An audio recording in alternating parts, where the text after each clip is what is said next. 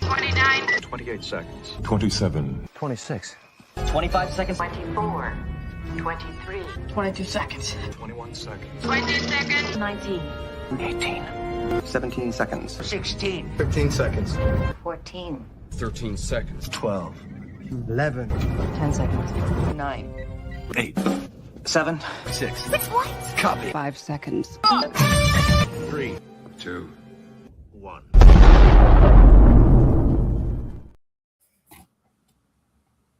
Welcome, cadets, to Subspace Chatter. A group of Omega-47 minds and a psionic wall is not enough to stop this show progressing this week, when we'll be analysing all 10 episodes of Star Trek Starfleet Academy's very first season. So lower shields and prepare to engage as we beam up opinions on these episodes. Joining me today are a group of experienced fellow instructors. Let's introduce ourselves. Hey, I'm Lieutenant Commander Eve Zellick. I'm with the Real Life Starfleet Fandom Academy College of Music as their director. And I'm Dallas, and I'm a hack writer, fan fiction writer, tabletop enthusiast, and I'm going to start a new project called Sci-Fi Speculations, coming soon. Cool. Michelle? Hi, Michelle. I've been a Star Trek fan since the late 80s, early 90s, which started with my mother actually letting me sit down and watch the original series with her. Cool. Javon? Javon, I am a all-around nerd, lover of science fiction, creative, and my life was saved by Star Trek Next Generation because while I was watching it, my house was catching on fire. So luckily, thanks to Star Trek, I am here today to enjoy the great company of these fine folks here and all of you watching. Class is now in session. Welcome back to the Academy. So in Star Trek Starfleet Academy, we have, it seems to me basically two groups of characters. In one, we've got Captain Nala Aki, Fleet Admiral Charles Vance, Lieutenant Commander Laura Thok, and Commander Jet Reno, and the Doctor from Voyager. And in the other, the cadets group, we've got Caleb Meagher, Jaden Cragg, Sam, Darren Ramey, Genesis Lythe, Tarima Sadal. So, first question was, which is your favorite of the characters? That's a tough one. I mean, I'm partial to Captain Nala Aki or Commandant Nala Aki, because I like the fact that she just makes so many fans so angry. I love that part.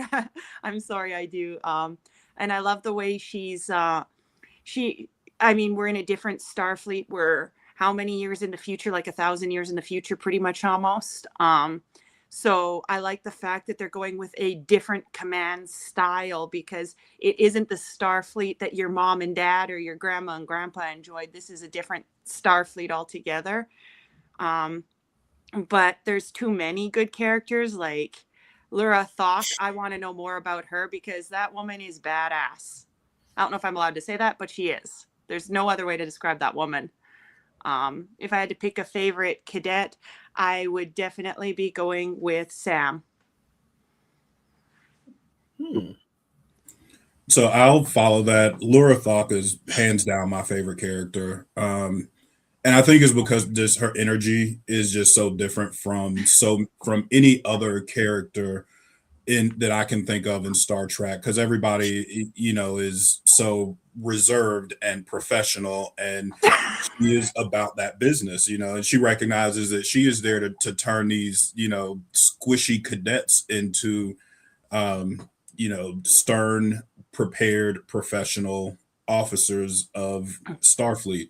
And, it kind of has that vibe, I think, of Full Metal Jacket a little bit, and and I forget the actor's name that plays the drill sergeant there. So she kind of brings that classic drill sergeant energy, but also with some kind of just dry humor that I think works well. On the cadet side, I think Genesis is a character that's grown on me over time because I think she does represent both the traditional Starfleet Academy candidate, the kid who grew up in the system, and is now, coming in, taking that leap into it, but also is not a perfect person, living with the weight of expectation on her. By the way, I only laughed at your comment about everyone being reserved because I was thinking Nala Aki is not exactly reserved. Good point. Yeah. I mean, I think they're making some departures with the characters in some intentional ways. I didn't want you to think I was laughing at you. I was just laughing at the reserved comment because I'm like, Nala Aki is not reserved. Barefoot. All right. Well, in that case, I'll go. As for favorite characters, I'll break it down. For the old school characters, I would go with the Doctor. I mean, yes, he's a Cerbic, and yeah, he can be a bit crotchety, but he's shown some incredible character development, even now in this new series, when people expect the characters from the old school to be locked down, more or less.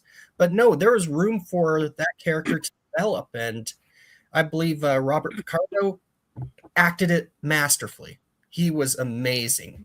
And, I just kind of have a soft spot for the Doctor, even if he does get hoisted on his own petard every once in a while.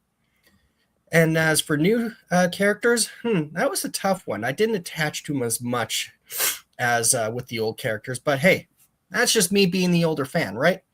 That being said, I would say Caleb Meir, believe it or not, was one that showed a most amount of development for me and kind of stood out.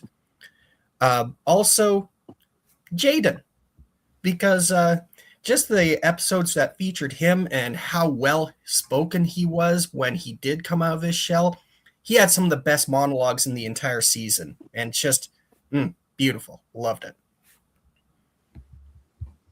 And Michelle? All right. Well, going with the tutors first.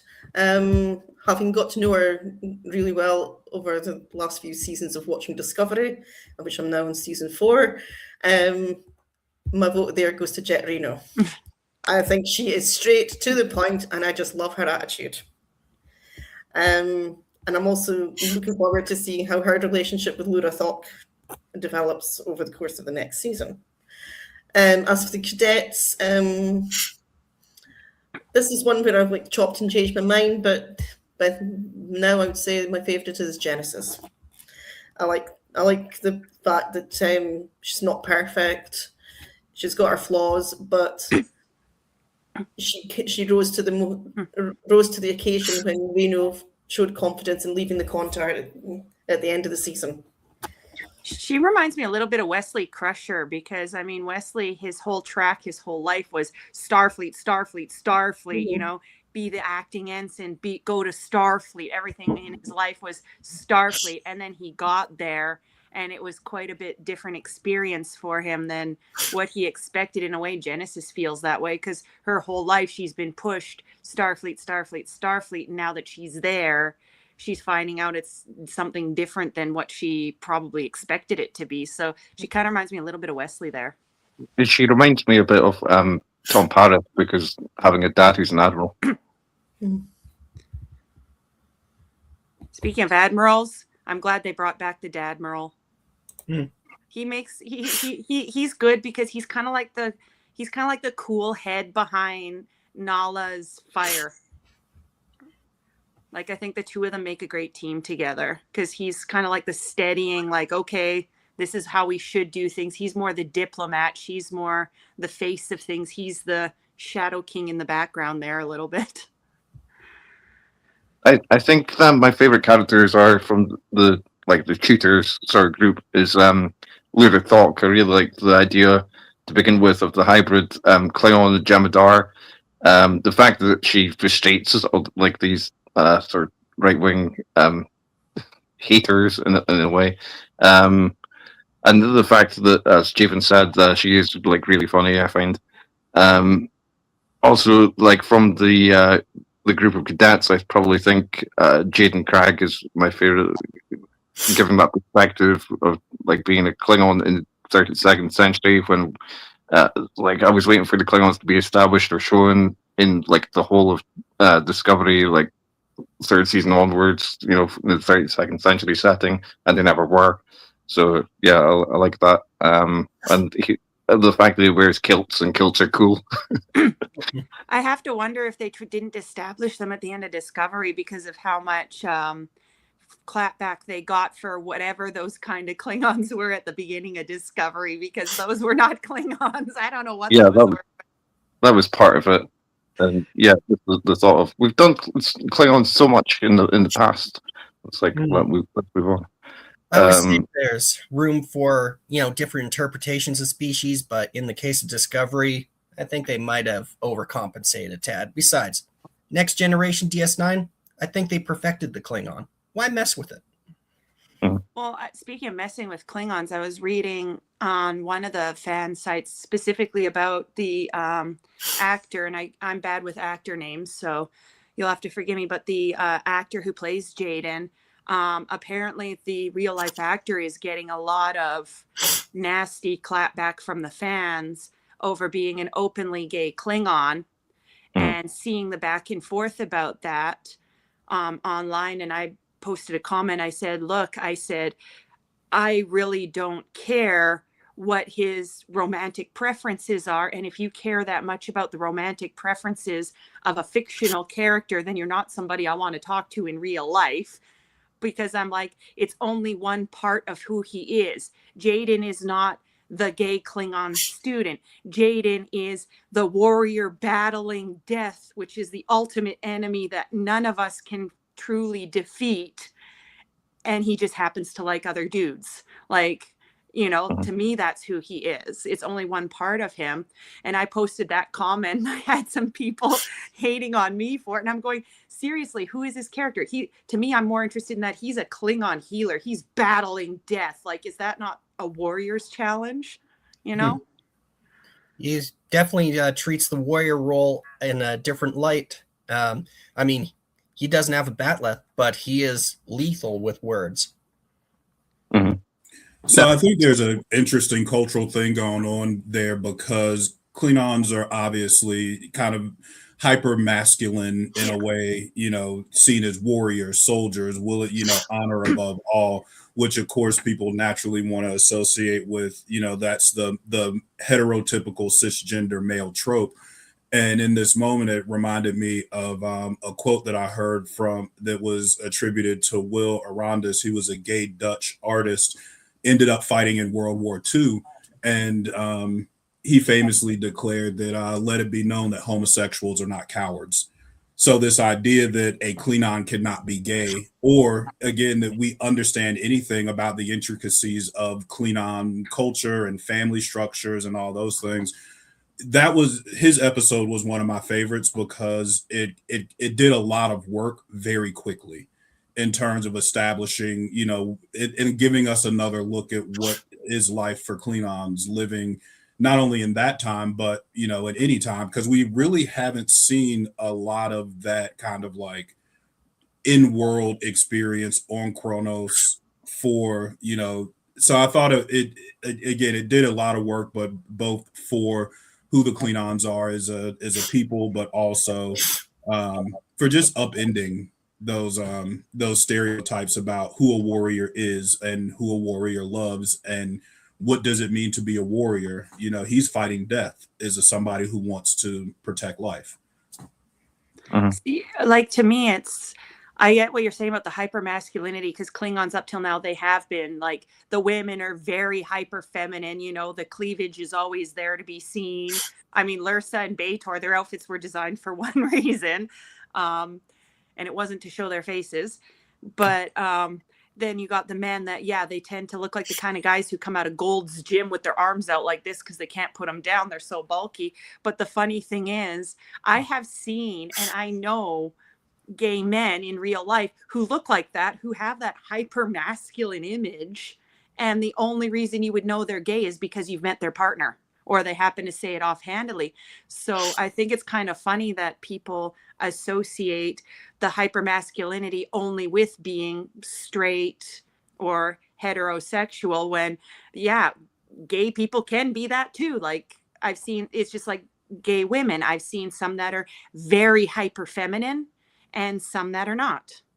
I think it's kind of funny that, people are stuck in this idea that that the hyper femininity and hyper masculinity only belongs to straight people, because it doesn't. And do you have a favorite character pairing? Pairing? Is that what you said, Yeah. Dan? Yeah.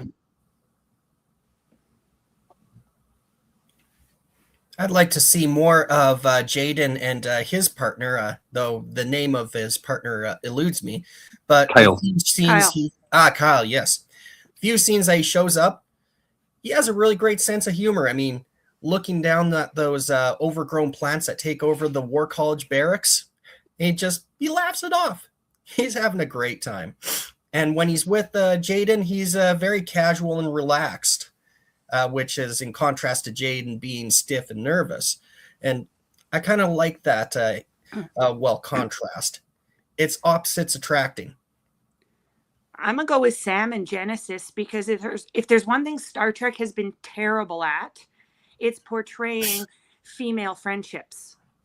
We have a lot of bromance. Sorry, my voice. We've had a lot of bromances. Like every Star Trek has a bromance. But we don't have very many female friendships. I mean, Crusher and Troy, the closest we got was that really embarrassing scene with them doing stretches, which was not there for any other reason than the fanboys, so they could see girls in spandex. That totally fails the Bechdel test. Mm-hmm. And yeah, they were talking about men then, weren't they? They were. And they tried to do something a little bit with Kira and Dax, but again, fails the Bechdel test, because they were talking about the fact that, Jadzia dates men with clear skulls.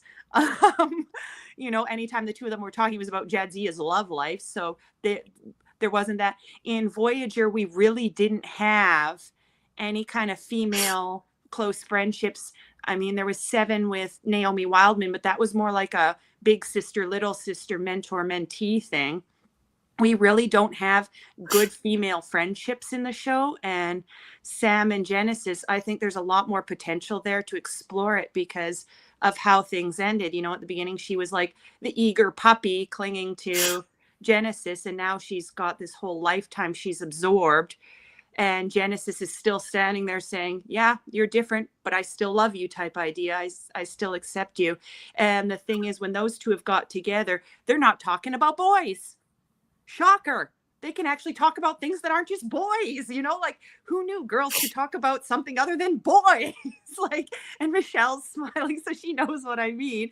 Star Trek really hasn't done much with female friendships. So for me, I'm hoping they can build on that one more and not blow it, because that would be, in a way, that would be a new final frontier for Star Trek, a mature female friendship, And I mean, feel free to disagree with me, but that's just my thing that stood out to me, because I was trying to think of any other female pairing, and we really don't have one. It just hasn't existed.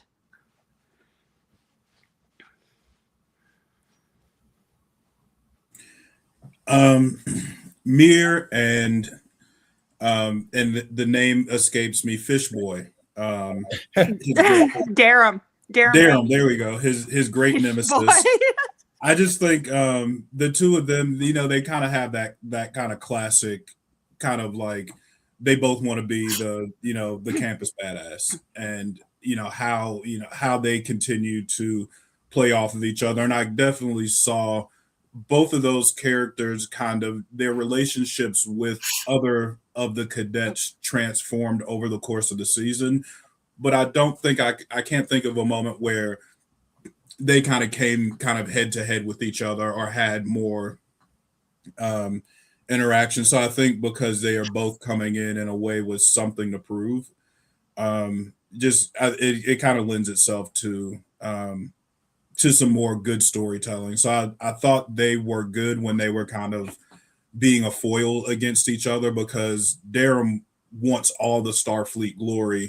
Mir, he wants what he can get out of Starfleet, which, is reconnecting with his mom and not going to prison and having his fingers and hands and, and whatnot, cut off as punishment.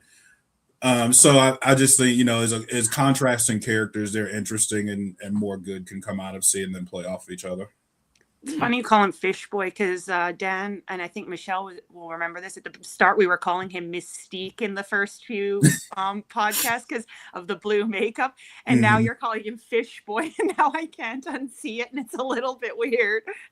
Well, that's what they were calling him on the show at one point, as they were kind of teasing each other, and in the way that young men want to establish dominance. Yeah. Well, look on the bright side. You feed him bananas, he makes his own aquarium gravel. He's low on enzymes, missing so many enzymes. I thought the show had some good comedy in it. I thought the writing maybe a little bit at times was a little too quirky. Or a little too slapstick, but I thought it was good for bringing down the seriousness, and it is a show at the end of the day about young people.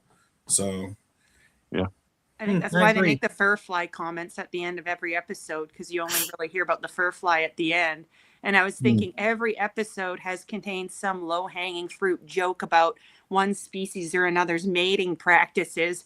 And the final mating practice joke happens to be the fur fly mating with itself.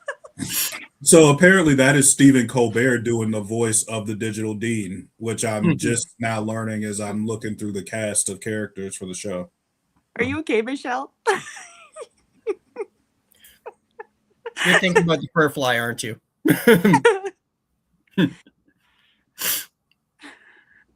I just like that last comment. Your Talaxian fur fly has left the replicator and is now mating with itself. Do you think this is appropriate?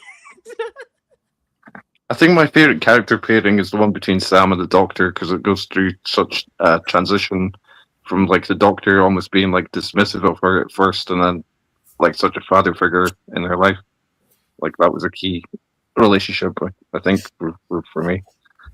Do you have a favorite character pairing, Michelle? Right, I'll just get myself together after you know what. Right, I'll go with Eve in one pairing, which is Sam and Genesis, for the same reasons as she said. We've not really seen much of a good female pairing in Star Trek, really not much. But I also quite liked the pairing between Lurathok and Jet Reno, and I'd like to see more of that. It must be made of some stern stuff, though, because we know what Klingon mating rituals involve. I hate to think what a Jem'Hadar mating ritual could involve. So, favorite scene or most significant character moment? I would say the most significant moment or change, Tarima fighting off those, disgusting bat-like creatures using her mental powers. And then the trauma that she experienced and having to resolve that in a later episode. I mean, that was one of those really overt character-changing moments. And, usually in old school Star Trek, you see the occasional bit of character development, but the character is more or less set to a certain default, with exceptions being really world-changing events like Captain Picard being assimilated by the Borg. But here, with modern TV, you're seeing more character development over time in the season, all being interconnected, and that was a prime example of this. And I found it fascinating how she reacted to this trauma, how she essentially tried to bury her head in the sand and ignore the attempts to, resolve the issue. But eventually, she had to come face to face with it. So to me, that is what stood out the most. The scene in 300th Night with Caleb, kind of at that crossroads between, finally reconnecting with his mom. All of his friends are there, they have all, well, some of them were kidnapped and forced into being there, but, some chose to be there with him. He's trying to, roast everybody and burn those bridges. And, Sam gives him that hug and, he comes back around and owns it. Like, it's one of those moments when everybody understood what was happening and understood what was really happening in that moment and did not just kind of fall into, okay, if that's how you feel, I'm out. And I think that it was a pivotal moment, but I think it also kind of led down that path of course, what happened in the season finale and whatnot, and really kind of just these worlds colliding together. But I felt like that was the beginning of the collision between the Star Trek, between Starfleet, and what it would mean for Caleb, and even in some ways his fellow cadets, and this bigger world that is dangerous and challenging and presents significant challenges for Starfleet. I think in a way, like, that's kind of what Starfleet is trying to recognize, is like, it is the individual stories, but it is, what does Starfleet mean?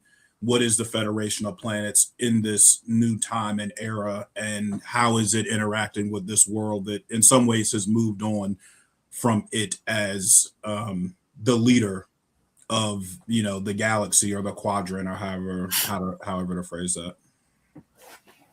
Cool.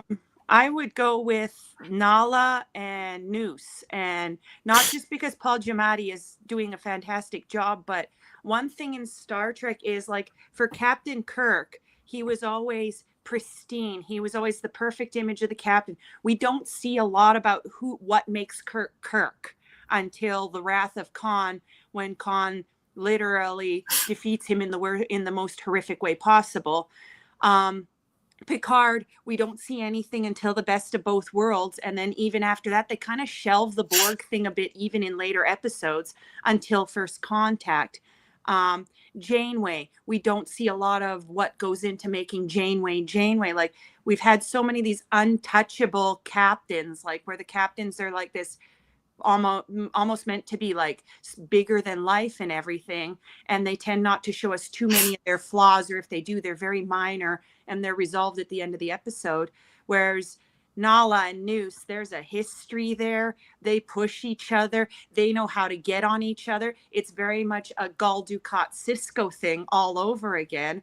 And we haven't had a really good, foil for a captain in a long time. And considering this show does draw a lot more from the darker Star Treks like Deep Space Nine, I like that. Like, her and Noose, when they interact, it's going to be explosive. It's going to be fiery. We're going to find out something about one or the other of them.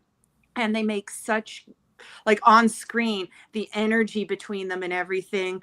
I mean, we haven't seen that kind of energy since Wrath of Khan, or since any of the episodes featuring Dukat playing cat and mouse with Cisco. To me, that's like, those are that's the most significant moment or whatever, because those ones are ones that, show us our commander, our commandant, our captain. She isn't perfect. She's not this, perfect, laminated, larger than life captain. She's got a past, and that past isn't going anywhere. So I'd say Noose and Nala. Any moments with those two is like I can't criticize them.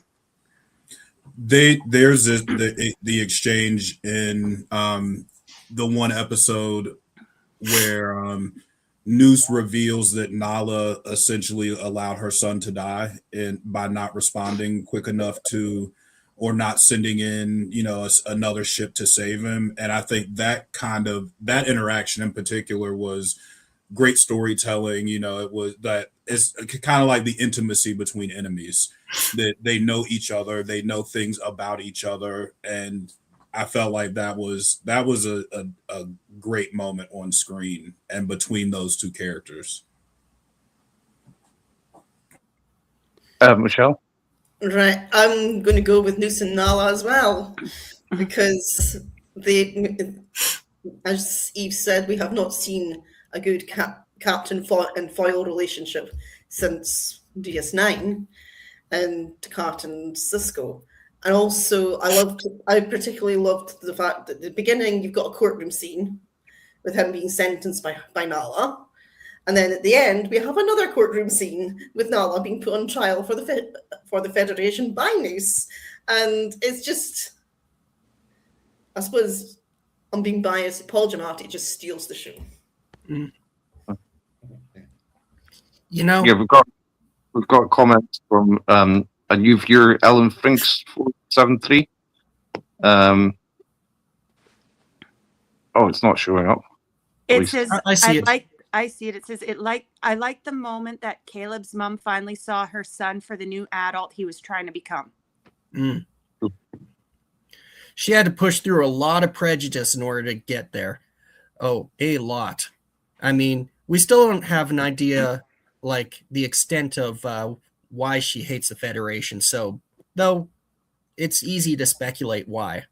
Definitely a person who was on the other side of the fence and probably didn't get the help she needed from the Federation. And, of course, them arresting her and separating her from her son. That would certainly do it. I think one of my favorite scenes is oh, sorry. Oh, I was just going to say, but, you know, I bet there's a lot more going on there than they're letting on, and maybe they'll reveal it later, maybe not, but there's a lot to work with there, and I look forward to seeing the rest. I think one of my favorite scenes is the brief moment where you saw Nala Aki on Bajor at the start of the season, and I think because to me, it sort of like reminded me of the scene with Janeway and Tom Paris, where they're walking through like grounds in New Zealand, but sort of like the tables have turned, where like that was the captain visiting someone that she was recruiting. This was an admiral visiting a captain that he was recruiting, and also I really liked that it was some location filming, because there's so much else in the season that was shot in studios, so I really appreciated that. And also, like you were saying earlier, seeing like the background that Nala Aki is coming from, I think is really, really insightful and good. So we have a favorite episode and least enjoyable episode. So this is a question that I put up for the group, and it was tailored by Dan to make it a better question. But for me, it was actually the episode about the emissary with Sam, and that one went from my least favorite episode to actually one of my favorites as I went back and rewatched it. And initially, I just wanted more. As a huge DS9 fan, I've watched every episode of DS9 at least 2 or 3 times. And you know, I want to know what the hell happened to Cisco. Where is our captain? Just so much great storytelling, and it felt like, you know, I would have wanted her to like go to the wormhole, see whatever space station is now taking up residence in front of the wormhole, visit Bajor. And then as I thought about it just the other night, they approached it from the way a real college kid would actually do a story. You know, she's investigating somebody who might be interesting, but it'd be like me digging into like Aristotle, or going back and trying to better understand, you know, the experiences of Nat Turner. Like, as much, you know, I'm going to read books and I'm going to find something quick and easy. She's probably trying to get through the project or get through, you know, the assignment more so than, you know, she's not going on an anthropological dig to Bajor, to the valley where Ben had purchased the land. So I can't, as I looked at it again, it changed my mind. I was like, okay, this episode is really about Sam's experience trying to understand, not necessarily a archaeologist really digging into the history and trying to understand what actually happened. So I say that one kind of went from least favorite to one of my favorites when I thought about it and looked at it from a different perspective. I'll go for least favorite. That's a tough one because they've all had such consistent quality. And each episode, it's more of a matter of it needed to be at that time and in that specific spot in the season. After all, I talked before about an ongoing seasonal arc. And much like any story, it has to have its peaks and valleys and such. And if you have nothing but balls to the wall action all season, it's going to exhaust the audience. But that being said, my least favorite had to be the theater episode. I don't think it was a bad episode per se. It was just more along the lines of it kind of slowed things down, and I'm an action junkie. So really, it was just a matter of that one didn't tickle my personal preference as much as the others. Otherwise, no problem with the episodes. Everything's been consistent all across the board. Love the season. I'd go with favorite episode being when they need to repair Sam and she has to go back to Cask.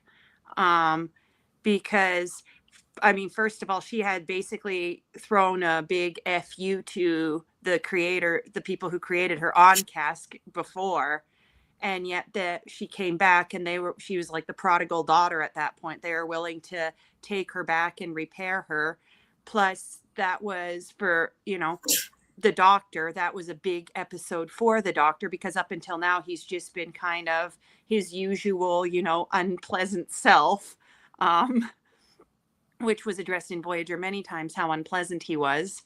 So for me, that would be a favorite because that one, you get to see that side of the Doctor that's always sought things like a family and a connection. And he's had no family since Voyager died is the impression I get. And since the Voyager crew died, he probably hasn't bothered to build any close relationships again because for him, those would have been his first losses. And even in Voyager, they had a few episodes where they touched on the Doctor being in the future or different timeline or whatever, where he didn't have the Voyager crew. So for me, that would be the favorite. And it's a close tie with the one with Cisco. It really is a close tie with the one with Cisco, but I have to go with the Doctor on this one. Because the Doctor's always been one of my least favorite characters in a lot of ways.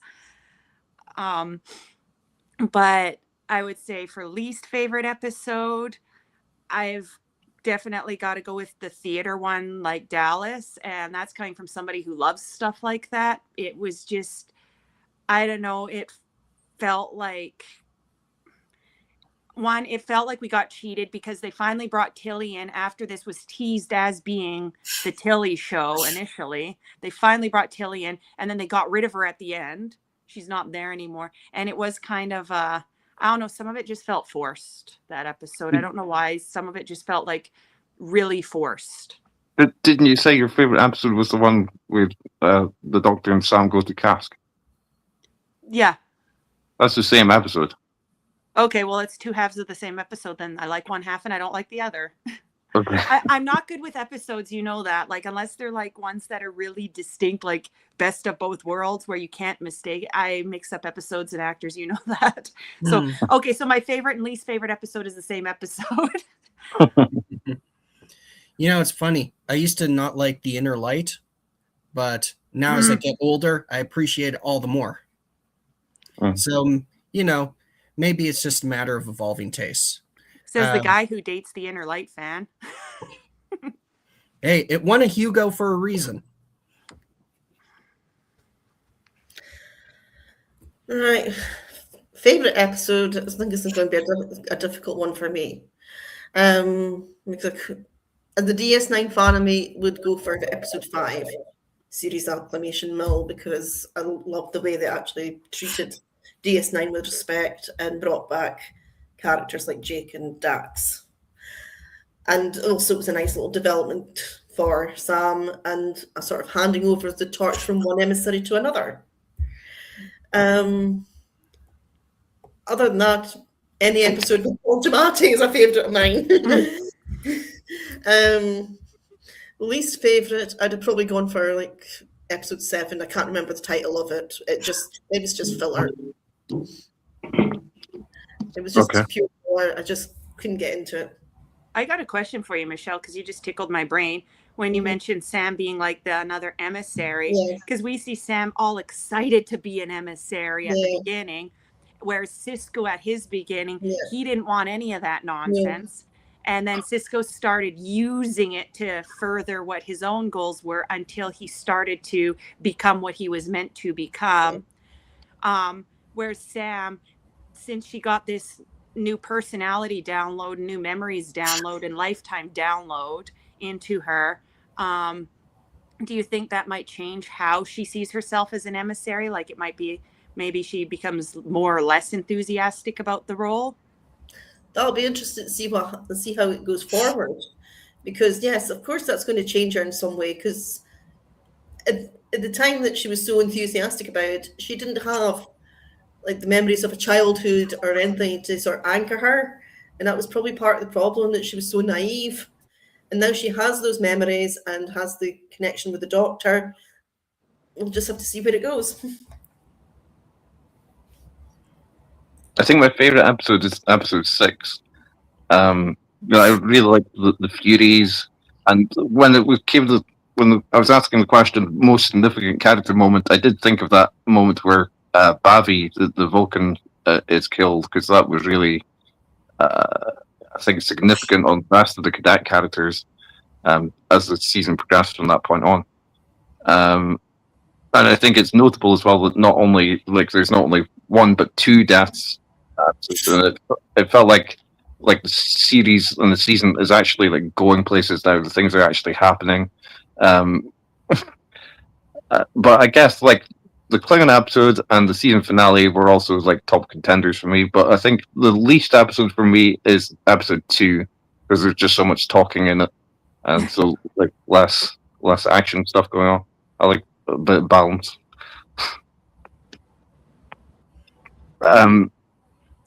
So I thought episode 2, kind of coming back to the comment that a viewer put up about the familial relationships, and Mir's relationship with his mom. We see Tarima's relationship with her father, and really family. I think I think those relationships, those familial relationships, I think there's a lot that hopefully will come out of those as they continue to explore them. Of course, what is going to happen with Mir and his mom. Tarima and her family clearly heavily involved in the Betazoid, on the politics of not only Beta Z, but also like where is it going to be in Starfleet and amongst the Federation of Planets. So I think that'll be a new dynamic that we haven't really appreciated so much. I remember the episode of Riker and his father, and of course, Cisco and his father's relationships were kind of, I think, important elements for the stories, and in DS9 even more so. That I think that relationship came forward. So I think there's a kind of a family tradition that's becoming a little more prevalent, it seems, in Star Trek, that I think can look really interesting and different, especially with Genesis and her father, and having to confront maybe some of what she did to get into Starfleet with tweaking the recommendations she got and stuff. So I'm wondering how those parental relationships will continue to kind of fill in the story and flesh out the characters over time. Maybe even Durham's family, considering Durham ended up leaving his own marriage essentially and abdicating. Yeah. I can't imagine his parents are just going to leave that alone. Like, So contenders for funniest episode. Do you want to answer this first, Michelle? Funniest episode. It'll probably be Vitus Reflux, the third one. Yeah. And what intrigued me most about that episode to begin with was the title. That was like, what is this? And it just turns out to be Space Age Venus Flytrap, and then the joke involved.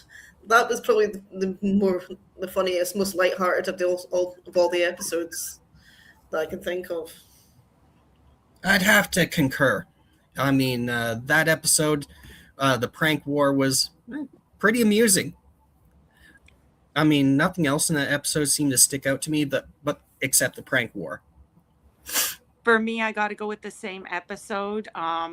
I mean, I've said before, my university experience was not a typical university experience because of the age I was when I started. But it reminded me of a prank that me and a couple of friends played because we were in IT. And our prank was we went into the computer labs, and every day we would do it to just a couple of computers, where we would take shutdown.exe in Microsoft, in the Microsoft operating system, and we would copy it to the startup folder, and anything in the startup folder runs on boot up no matter what. So usually it's things like your antivirus and your scheduler in there, but no, we put shutdown.exe in there. So it basically caused the problem that the computer would start up and then shut down every time. And we did it to a few more computers each day, so it looked like a virus spreading. And we did another one where we got, it was from PC World magazine. It was a blue screen of death screensaver, and it would even flash your hard drive lights and make the hard drive spin up so it looked real. So your computer would boot up with a real blue screen of death, and then it would shut down. And we did this to a few computers every day, and we did a few like silly pranks, like nothing we couldn't undo really easily and nothing that would harm equipment. But we did it just because we had one instructor that we loved to mess with. And yeah, we messed with him pretty good. He never figured out which one of us was doing it. And me being the only girl, I think I floated under the radar that way. So that episode just reminded me of that. The plant crawling through the building was like the virus crawling through the lab. Michelle, you're dying down there laughing, it looks like. I like the scene in series Acclamation Mill, episode 5, when they're at the bar and she just gets one too many shots downloaded into her program and just proceeds to like throw a bar fight and like have, I guess, which are essentially classic Starfleet Academy experiences based on the history of many a captain and cadet to go out and get rowdy. So I just thought that one was a lot of fun, and kind of showed even the war college cadets are not just stiff marionettes. They wake up and go to sleep singing Starfleet. They too get out and cut loose sometimes. I was going to nominate the same episode because like so much happens with Sam, whether it's like the changes to the hair or like the music stuff, tweaks their program. I found that quite comedic. I like the way Sam changes the way she looks in different episodes, like her hair and stuff like that, to express herself, because the Doctor never changed himself, really.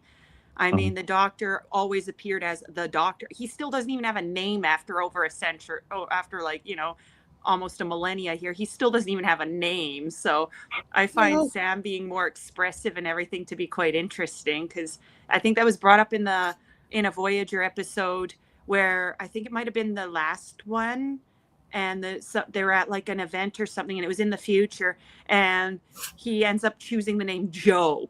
Like it was like all that time trying to choose a name, and he chooses the name Joe. I like that Sam is more expressive about herself, because when you think about it, all they have to do is tweak their program and they can look however they want. Got me thinking about the episode where there was a holodeck monster and they were recreating Beowulf. The Doctor had a name then. It was Schweitzer. But after losing his holodeck friend, having a name kind of soured on him a bit. A bit of trauma at work. Yeah, there's quite a few episodes where he has like a name, like temporarily and stuff like that one, Heroes and Demons. What's one thing you would change about Starfleet Academy if you could? Bit of what I call some of the YA aspects, whether it be humor or depiction of characters. For example, the glitter puke. Really?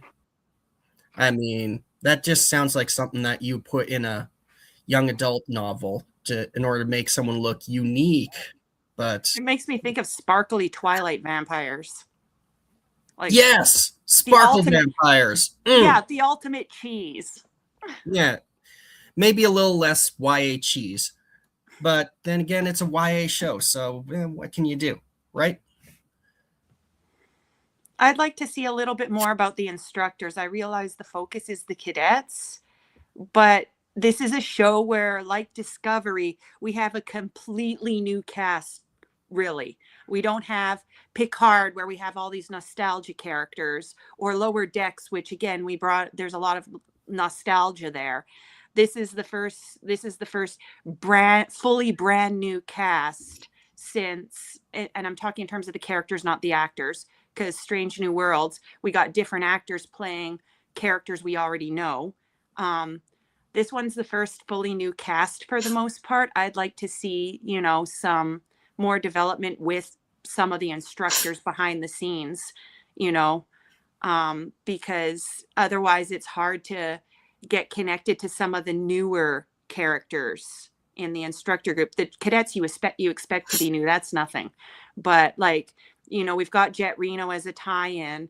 We've got the Doctor as a tie-in, but let's see a little bit more, not just about Nala, but let's see a little bit more about Lura Thok. How did she come to be? When in the scene where she gets stabbed, her blood is white. So does that mean they found a way for their blood to be Ketracel white? Because she doesn't need the tube.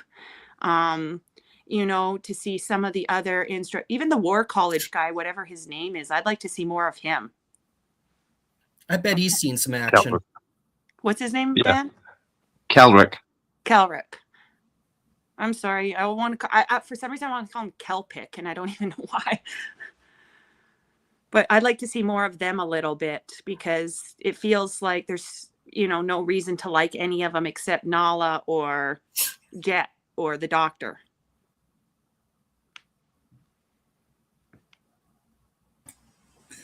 I want to see more of what's happening in the world outside of Starfleet and the Academy. What's going on with the Federation of Planets? If I have one grand desire, I think there should be a show more about the Federation of Planets and what's happening in the lives of civilians who are living in this world, because we always see Star Trek through the lens of Starfleet and essentially the military versus, what about the other people? And we know civilians do play an important role in designing ships and, living on the planets where, Starfleet is based or visiting and whatnot. And I can also see that as an important learning moment for the cadets, is that, when you're in Starfleet, you're going to be interacting with different cultures whose, rites, rituals, behaviors, all of these things are very different. They are going to be dealing with civilians. So I think I would like to see more of that kind of bigger world that I feel in some ways. Again, DS9 did so many things so well. I think DS9 kind of gave us a glimpse of Starfleet as a player in the world and not the center of the world necessarily. And I think Starfleet Academy could do similar work and opening up the world and bringing in some of those characters who, are from the civilian side of things. I gotta agree. It's what inspired me to write some fan fiction back in Discovery Season 3, because I was a little frustrated that they weren't painting enough of a picture of what's going on in the universe around us. I wanted to know more, but, they call it the Burnham Show for a reason, right? They had different priorities. But, yeah, I definitely wanted to see the universe at large. I think with Discovery, though, like I've said it before, Discovery should get a little bit of grace, because it was how many years between Enterprise and Discovery? I mean, that we had no new Star Trek. So they were doing Star Trek in a completely new environment. They wanted to do a new cast. They wanted to get away from all the established timeline that we had so they could do more with it. So I think with Discovery, they were really trying different, it felt like Discovery was trying different things to see what would stick. And it felt like Discovery was shot a little bit more like some of the Japanese anime shows where each season was its own arc. And then there was just a little thread tying them all together. It kind of felt like that thing, because in Japan, they often treat each season of a series as its own series almost. And there's just a little thread connecting them, but each one is its own arc. So I think Discovery gets a little bit of a pass on that, but I'll agree with Javon, a little less Deep Space 90210 here, and a little more what's going on outside of our little Federation bubble here. I think there were 12 years between the end of Enterprise and the start of Discovery, from 2005 to 2017. Michelle, what's one thing you would change? I think I would have liked to see more of a sort of a callback or tie to Discovery, actually seeing a bit, and also I would have been interested in the politics of the Federation a little bit more. Who else has rejoined other than Navarre or Beta Z? Continue that sort of arc and maybe even learn a wee bit more about the current president, who I'm currently finding out about for myself. Also, where are the Q? Where are the Borg? Because that was mentioned at the end of Discovery that no one's heard of the Q in ages. So where did they go? And no one's, the Borg don't seem to be a player anymore. And yet Caleb pulls the, hey, look, a Borg moment, So I'd like to see what happened to some of them. They don't have to become a central theme, or central figures, just what happened to them, because they were such big players. Where did they go? Especially because the timeline wouldn't mean anything to them. They don't exist within time. So the Q could show up at any point, but I'd like to see where they went. Come to think of it, yeah, especially in Picard, it seems like the Borg population was absolutely decimated. But we have few the Jurati survivors. Borg now. That too. Let's see what happened in that collective. So the last question I wrote down was, if you could have written an additional 11th episode of the first season of Starfleet Academy, what would you have made it about? First foray into the mirror universe. Because that'd be a great season ender to bring in the next season. I would like to have seen more final exams and see how they did in that. Do I know you? You don't even like final exams. Yeah, but you gotta admit, it's kind of fun to watch other people sweat about it. I guess. It's a good source of drama. Got to get that high mark, and oh my god, I'm not doing so good in this test. What do I do? I'm a teacher for a living. I get to watch students sweat out their piano finals. That's bad enough. Well, you got to admit, it could make for a great story. Away mission protocol, they get to go on their first away mission, who's in the red shirt, and some kind of, I think that would lend itself perfectly to a joke of like, not everybody comes back from away missions.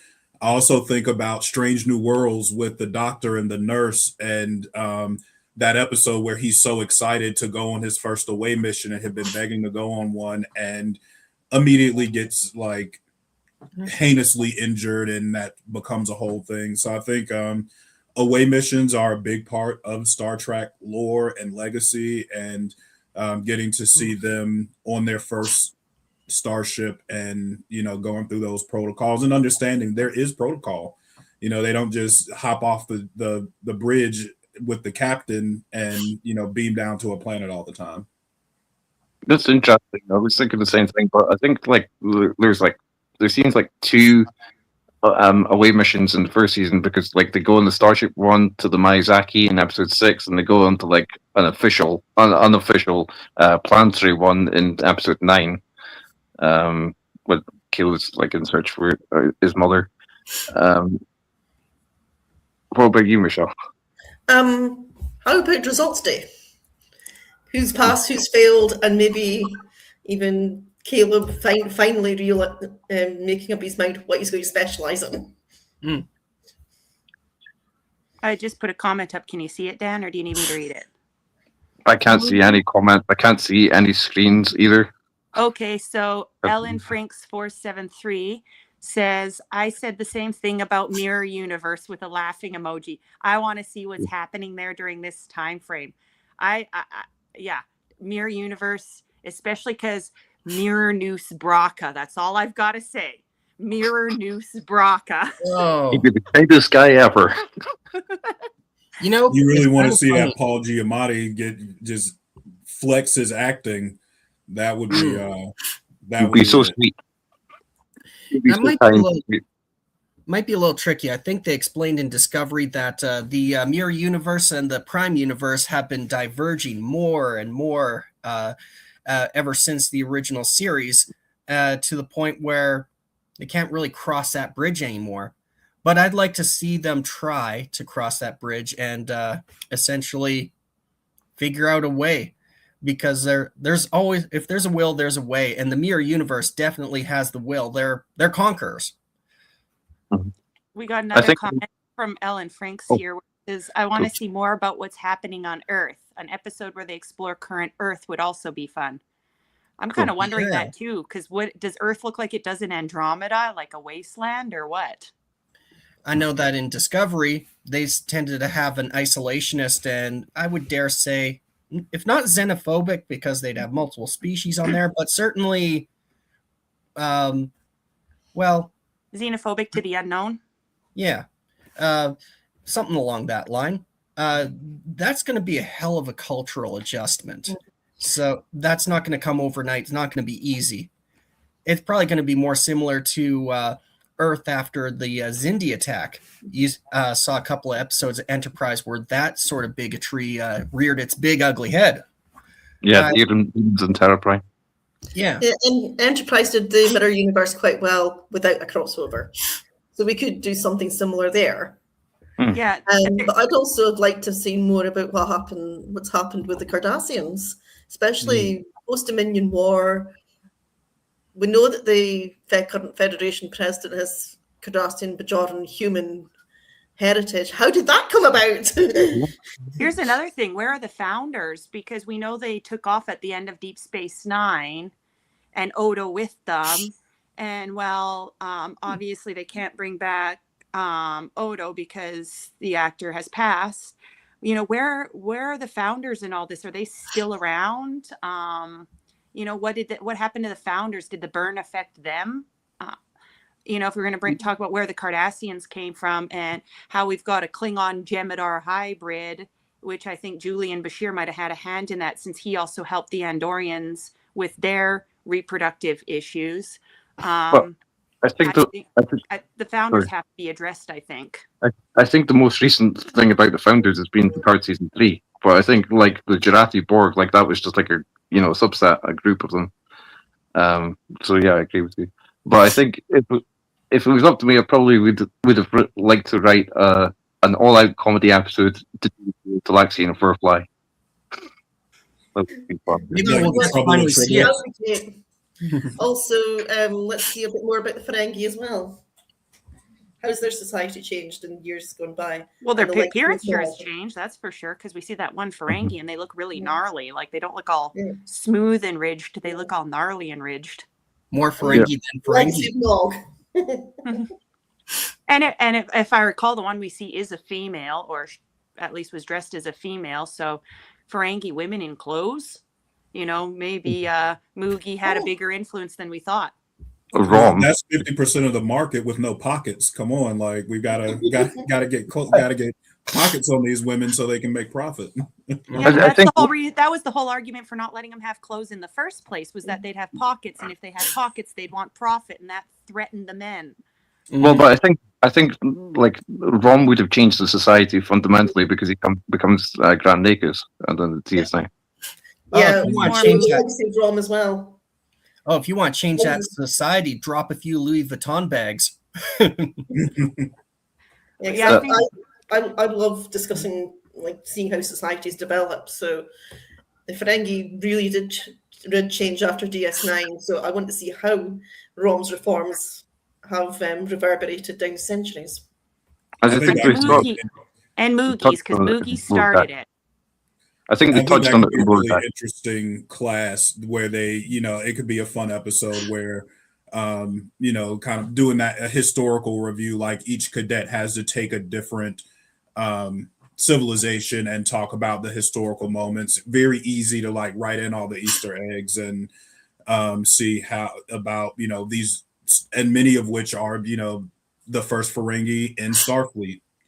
There's a lot of, I think there's a lot that could happen, or even like the captain had this interaction.